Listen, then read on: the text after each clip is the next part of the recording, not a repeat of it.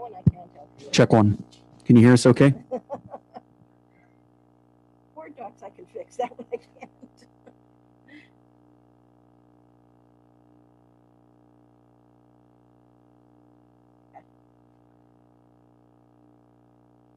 Remember to talk in your microphone. Check one. Check. Rich, I can hear you. Ever to remind everyone else.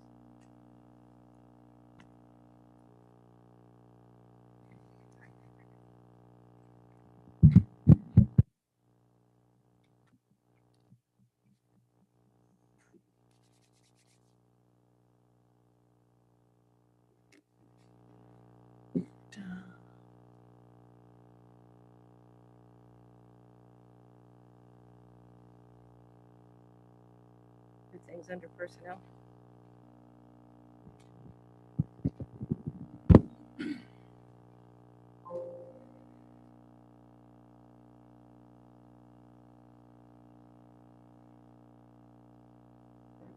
Ricky, remind everybody to talk into the microphone.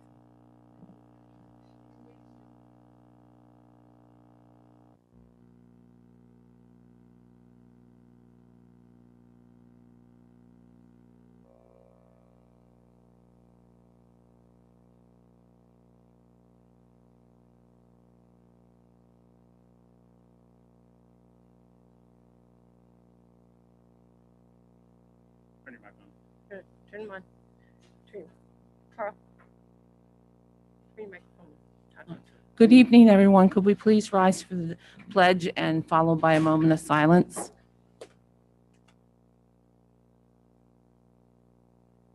Flag of the United States of America, the republic for which stands one nation, under God, indivisible, with liberty.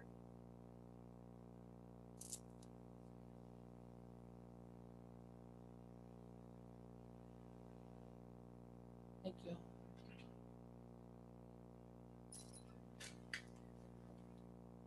Yeah, okay. Terry, would you like to do a roll call, please?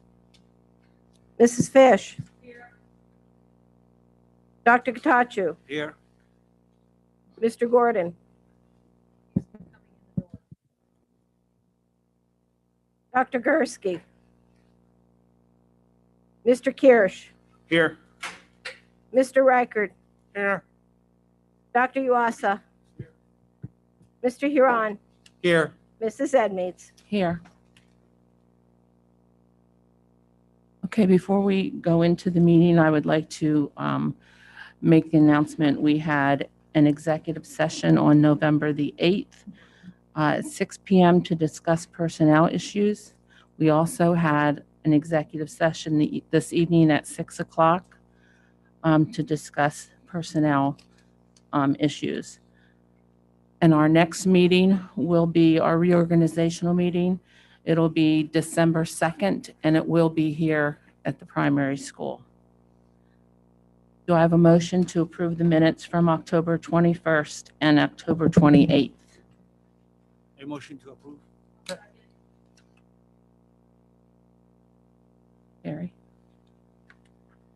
You can do voice. Can you do should we do voice? for minutes? Okay. All those in favor? Aye. Opposed? Thank you. Under Board Administrative Announcements, Chris, do you have anything for Columbia Montour Votech? Nothing other than we had our monthly meeting last night, and they are continuing to work their COVID safety plan. They've had an incident there that they're working through, but that's really all for now. Johannes, do you have anything for CSIU? The meeting is today as we speak, so I was not able to attend that. Okay. Does anyone have any other committee reports? Okay, with none, we'll move on to superintendent's report.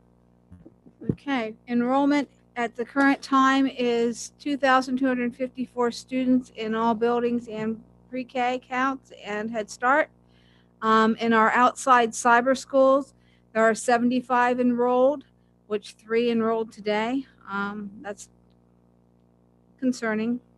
In the Danville e-learning, we now have 180 students, and we have 123 homeschool students as well. When we talk about the instructional model, we talk about the three different ways things happen in the school district. We are continuing with virtual, with bridge, and with e-learning. And we encourage parents to consider the Danville Area School District e-learning because it is connected to the teachers here. It is well done, and it incorporates a lot of our own curriculum. And of course, it continues to keep the students involved in Danville activities. Parent-teachers conferences are happening tonight, tomorrow in the buildings. We have gone to almost totally virtual. We had some parents come, but very few because of the circumstances and the conditions of COVID. I want to give a shout out to the Danville Area High School swim team. They coordinated the swim technique clinic and a swimathon. And because of that, they were able to raise $9,000 for the DAC. And that's our community center, and that houses our swimming pool. So that was a good thing. And I am having a presentation at this point. John?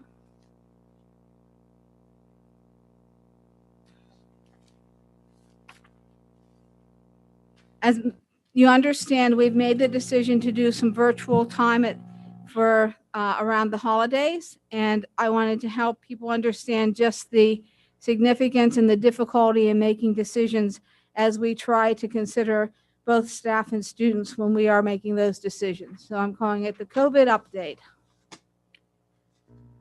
So according to Department of Health, and actually CDC had part of creating this indicators for school decision making. So when you look at it, you can see that there's 3 levels of community transition. We'll go a little bit later. I'll show you where Montour County has been, but please remember, we have Montour and Northumberland counties to consider.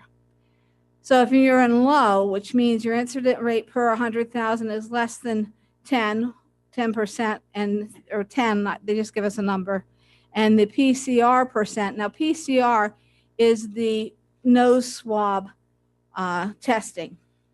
And if that percent in the most recent day is less than 5%, then you can go full in-person or blended. At one time they had that you could go full in-person, but they've added that blended model because, again, they're trying to be very cautious. Moderate in those numbers, you can go blended or full remote. And in substantial, their recommendation has been full remote learning. This is going to be hard to see, and I apologize. But basically, what I want you to see between this page and the next page, in the blue areas, the dark blue area at the top, there are 9 different scenarios in which we have to consider in the schools for the children. The first area is if the student has tested positive. The second area is if they have symptoms. The third area is if a member of the student's family or household has tested positive, but the student's not sick. All right. The third area has to do if the student's household, somebody has COVID, the student's not sick, but they can't avoid continued close contact. Either way, whether they have close contact or not, if it's in the same household, the students do remain home for 14 days, and then a potential of 10 more days if they become positive. And then fifth area is a member of the student's household has tested positive for COVID and the student is sick. And again, we go through the 14 days plus the 10, which is then 24 days of absence from school. So this definitely, anytime we have any situations, it impacts several students because these scenarios aren't talking about the contact tracing. And the contact tracing is if you're within 6 feet for 15 minutes with or without a mask. It doesn't matter. And the reality there is in a primary or Liberty Valley Intermediate classroom, the students have their masks off to eat. They're together. They're out in the playground. So we're having to have full classrooms be quarantined in order for us to be secure in the buildings. So it's becoming a bigger and bigger problem. The next page, there are 4 more.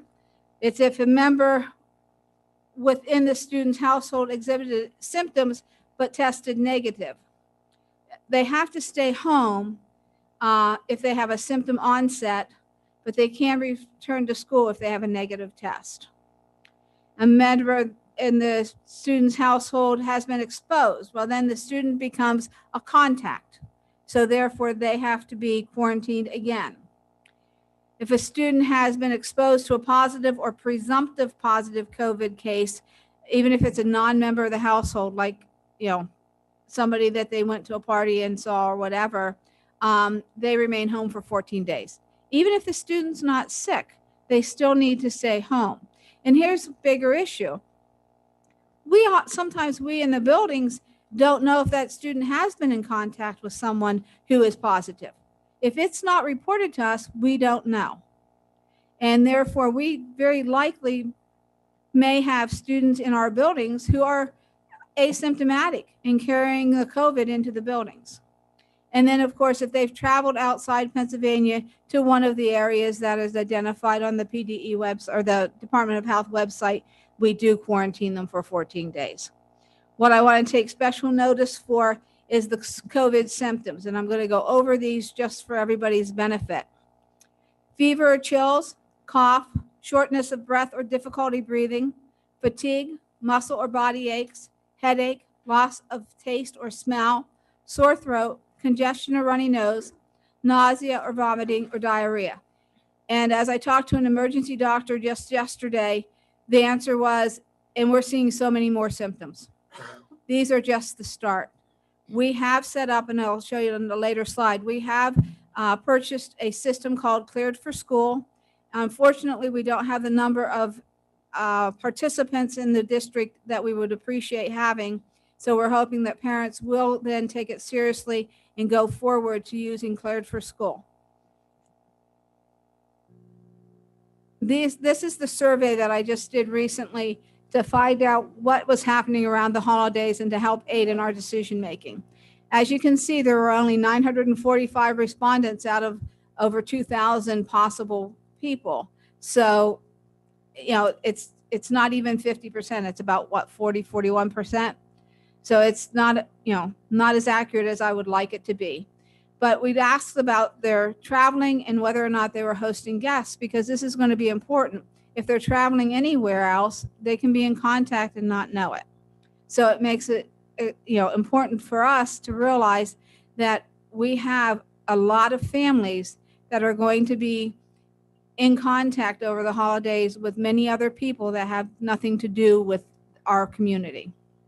And then again, we looked at the choices that they would like to have when they came back, and then the respondents. And they do overwhelmingly choose to have traditional or in person, but with that many people looking at the traveling or being with other people, that creates an issue for us not knowing what's going to come back into the building. So that's why we want to safely hold down for at least the 5 days after the Thanksgiving holiday in order to make sure we can monitor any data and symptoms that might be happening. This page is called Open Data PA. You can go on to this website and just put in Open Data PA, and this is what you'll get. Now, it's for every county, so you have to filter it and find the right county. I only have Montour here, but this is the daily new cases. So as you can see, from the beginning of November until now, cases have increased significantly. This is our own dashboard data for us. I went through and figured out where we were each one of these days. Every week we get a notice on the dashboard. And so when I look at Montour County and I print these off, it tells us the incident per 100,000 and the PCR positivity rate. And then I've listed what instructional model we've maintained. As you look at that, when we were October 2nd, 9th, 16th, and 23rd, all those weeks we were in substantial. But what I did is I looked at what's happening in our buildings, because I truly believe in-person model is the best. And because we only had 3 or 4 students in our building, it made sense that it wasn't invading yet. But now, as I look at the week ending 10/30, it starts to it went down, but then the 6th, it started to increase, and we had 8 incidents in our building.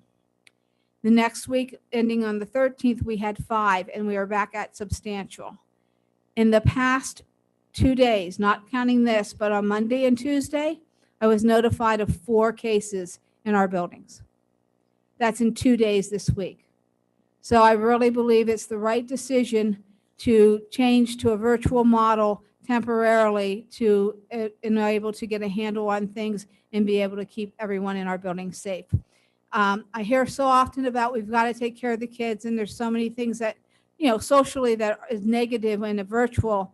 But I have to tell you, when we make our decisions in that administrative team, we are not only looking at the kids, we are looking at our entire staff. We have to take care of the people who work here and who attend here, all of them, and not just a few. All right, this is what happened at DPS, and I thank Mrs. Willoughby for putting this together for me today. Let me find it. What happens, like I told you earlier, is when we have to address a situation in a classroom or a student that's positive, it impacts a lot of kids. So as early as September 8th through the 21st, we had 16 students who had to be quarantined because we had a positive case. And from October 10th or 9th to the 21st, we had a 2nd grade class and a emotional support classroom, 2 rooms. So we had 26 students plus staff, aides and teachers that had to be quarantined. From the 21st to the 5th, we had 2 more classrooms. One was a situation where it was across grade levels because it was student and a daycare. So those students were excluded, but not any of the other students in our building. So right then there were 28 students that missed school those days.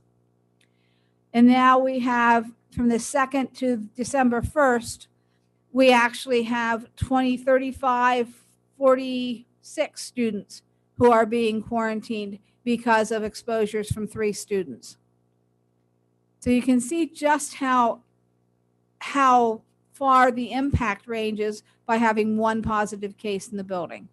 It's extremely concerning.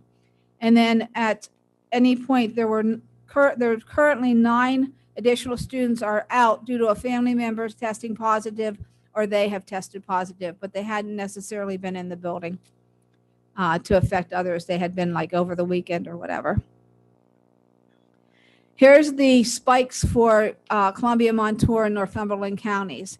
The red is Montour. Now, it's because we have such low numbers in our county as far as population compared to Northumberland and Columbia counties. That's why you see a big difference in where it lies on the graph. But you can see everybody's going up. And Northumberland County has been in substantial for probably 8 weeks now. And all our riverside, that side of the river, is all Northumberland County. So that's an important piece as well. So I just want you to see how every county is moving up in our rural area. So COVID didn't ignore us long enough. And this particular document is the recommendations to follow if you have the case.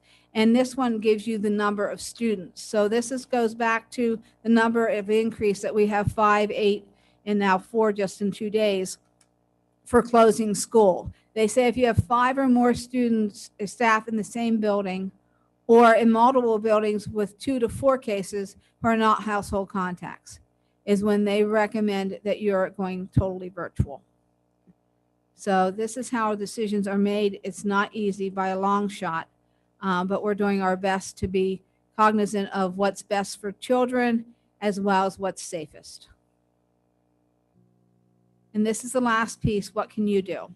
Well, we know we're in a pandemic. It's called COVID-19. So we want to wash our hands with soap and water. We want to wear our masks.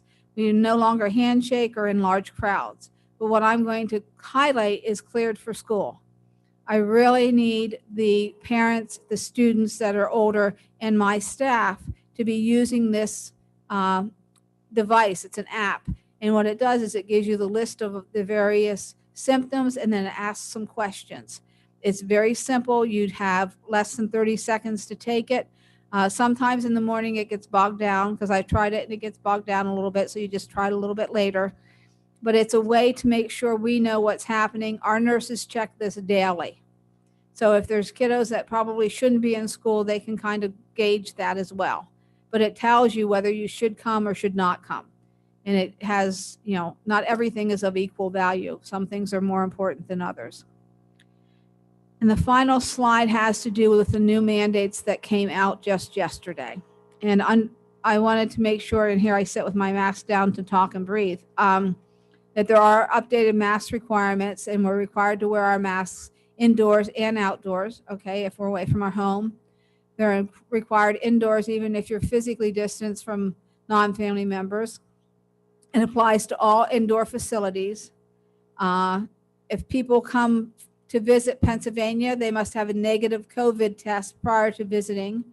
It doesn't apply to people who go back and forth for work, though. And then colleges should be testing students upon return. The mask mandate started this morning at 12:01, and the travel mandate starts on Friday. So please understand that these are the new rules, and it does impact our athletics as well. We'll continue, but the students will be wearing masks. And there's the website for Cleared for School so that parents can use that. Thank you, John.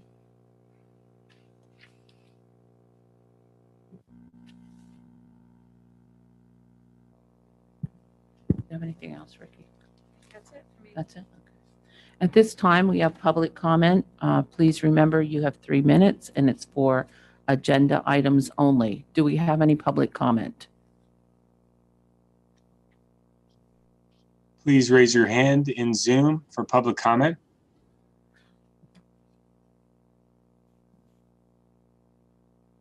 No public comment at this time. Thank you. We have no presentations or outside guests at this time. Do I have a motion to approve the consent agenda items? I'll make that motion. I second. Any questions? Mary? Mrs. Fish, Yes. Dr. Gatachu, Yes. Mr. Gordon, Yes. Mr. Kirsch, Yes. Mr. Reichert, Yes. Dr. Yuasa, Mr. Huron, Yes. Mrs. Edmeades. Yes. Okay, we have school property supplies. We have 3 motions. We can group them or do them individually. And if there's any questions, we can address the questions at this time. With no Let's group question. them, there's no question. Pardon me? Let's group them if there's no question. Okay. With no questions, do I have a motion to approve all 3? My motion. Second. Terry?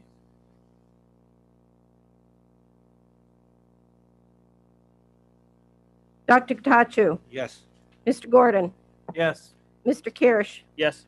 Mr. Reichert, Yes. Dr. Yuasa, Mr. Huron, Yes. Mrs. Fish, Yes. Mrs. Edmeades. Yes. Okay, under athletics and activities, we have 3 motions. We will group them unless someone wants it otherwise. Do I hear a motion to approve 8, 1, 2, and 3?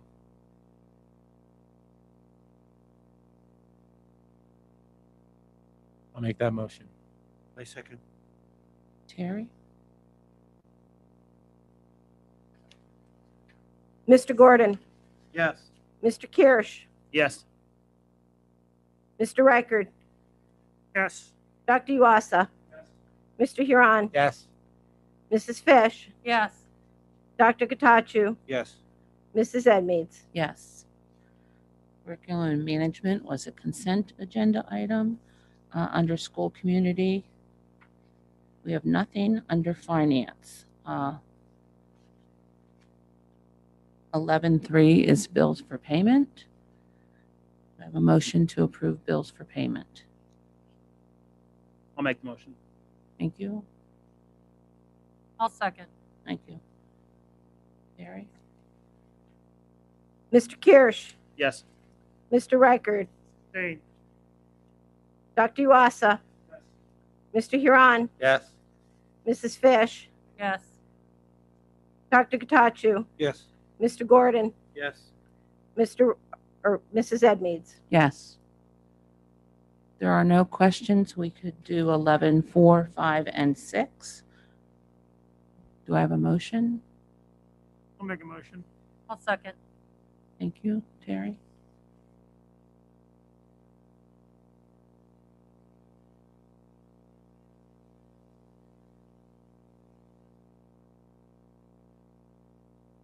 Mr. Reichard, Yes. Dr. Uasa, Yes. Mr. Huron, Yes. Mrs. Fish, Yes. Dr. Katachu, Yes. Mr. Gordon, Yes. Mr. Kirsch, Yes. Mrs. Edmeades. Yes. Okay, and under personnel, we need to add 3 motions. The first motion being, the board will take action to approve or deny a grievance 10/04/2021. It's deny. We will also have a second motion, which will be the board will take action to deny grievance 10/04/2020-02. And the third motion we're adding is to table transfer 12.7, a motion to table. With that being said, we can move on to the 12.7 is the first one that's not a consent. So that motion is to table that. Do I have a motion to approve? I'll make that motion. Thank you. I second. Thank you. Terry?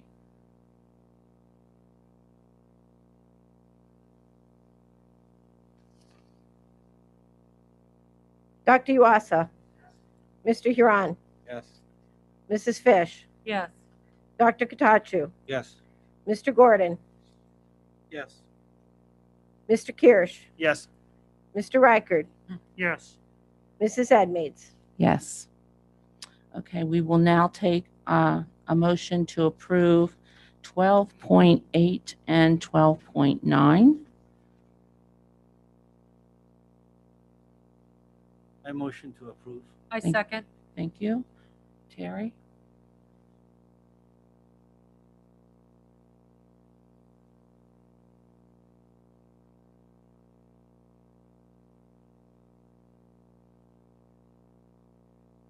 Mr. Huron, Yes. Mrs. Fish, Yes. Dr. Katachu, Yes. Mr. Gordon, Yes. Mr. Kirsch, Yes. Mr. Reichard, Yes. Dr. Uasa, Yes. Mrs. Edmeades. Yes. At this time, is Michelle, No, is she present? No? Okay. Alyssa? Congratulations.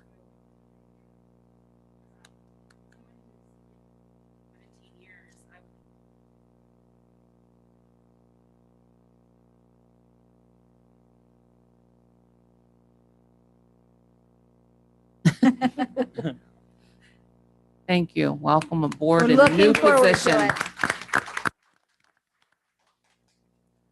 At this time, we'll make motions for 12.10 and 12.11, which are the 2 grievances, to deny the 2 grievances. Do I hear a motion? I'll make that motion. I'll second. Gary?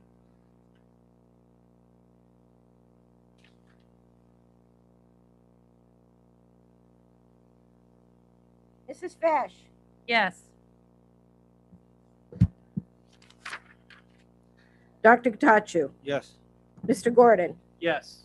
Dr. Gursky. Oh. Mr. Huron, Yes. Mr. Kirsch, Yes. Dr. Uwasa, Mr. Reichard, Yes. Mrs. Edmeades. Yes. Under policy and insurance, we have 4 items. The first 3 were all consent. So I need a motion to approve 13.4. I make a motion. I second. Thank you. Terry? Dr. Gatachu, Yes. Mr. Gordon, Yes. Mr. Kirsch, Yes. Mr. Reichard, Yes. Dr. Uwasa, Mr. Huron, Yes. Mrs. Fish, Yes. Mrs. Edmeades. Yes. Sorry. Okay, we have nothing under transportation. Do we have any board concerns or items for the next meeting at this time?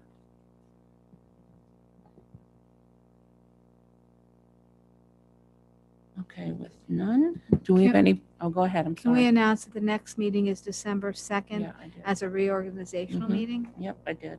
Oh, sorry. No, that's okay.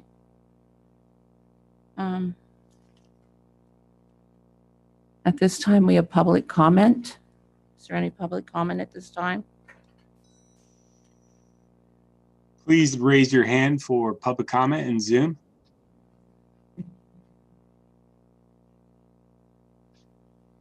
No public comment at this time. Okay, with no public comment at this time, do I have a motion to adjourn? Make a motion. I second. All those in favor? Aye. Opposed? Thank you.